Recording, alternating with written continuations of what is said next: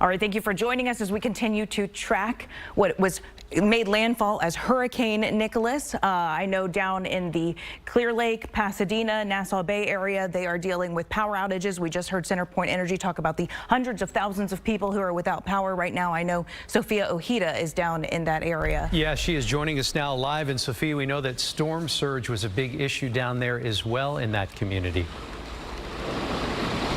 Yeah, good morning, guys. We are coming to you live from Main Street in Seabrook. Take a look at the bay here. This is Galveston Bay.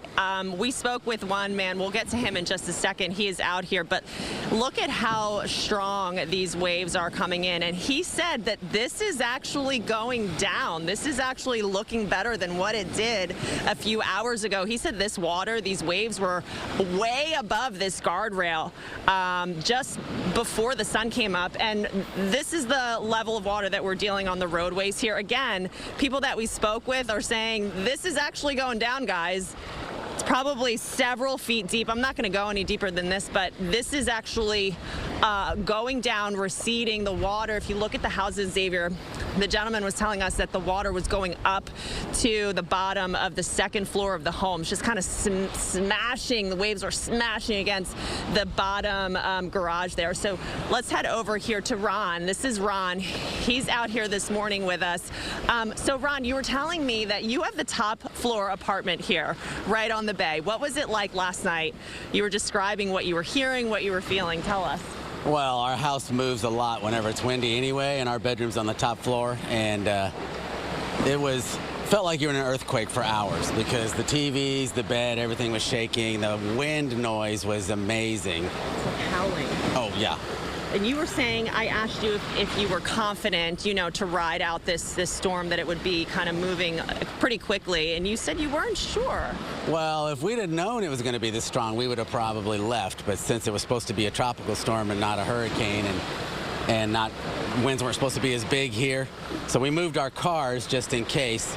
But I wasn't really worried that we were going to get hurt, but I was worried about the house and things like that. And Xavier is showing the house right now. Tell us about how high the waves were crashing. You were describing they were hitting the door, the garage door there at least.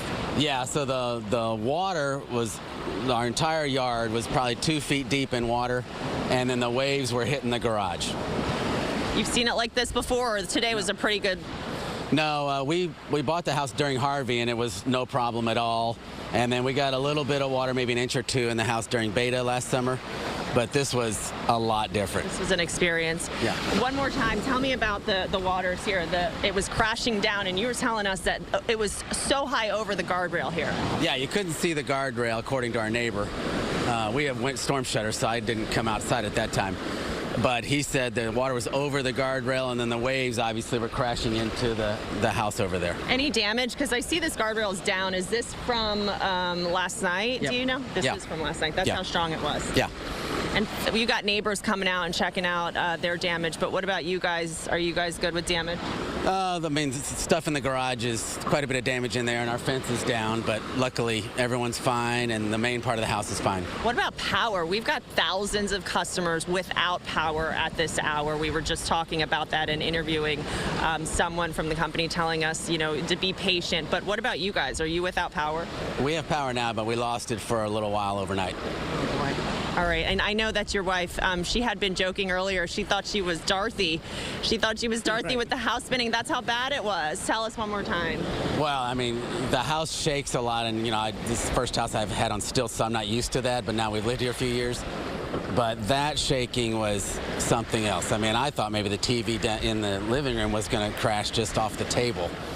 But, yeah, it was pretty exciting. It'll stay with you forever. Yeah. Ron, thank you so much. I'm glad you're safe, and tell your wife thank you. Thank you. Thank you, guys. All right, so one more shot here. This is the flooding that we're dealing with. So the bay is over here to my right, and then Clear Creek comes over there, comes in this way, and it comes out to the bay. You can see a lot of folks are out here just checking on the damage. We had one gentleman who was coming towards us in a Jeep, and we asked him if it was bad up there, and he said no, it's kind of only to the top of his tires. But again, this is hours after, hours later, the sun came up Look at how strong these winds and waves were that it knocked this guardrail just bent in half. It's literally bent in half. That's the power that we're talking about here. And this was a tropical storm, hurricane, now back to a tropical storm.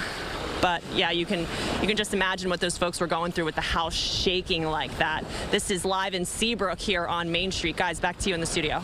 Yeah, and great that there have been no reports of anybody getting hurt down there in that community. Folks, I was just about to say the same thing. It's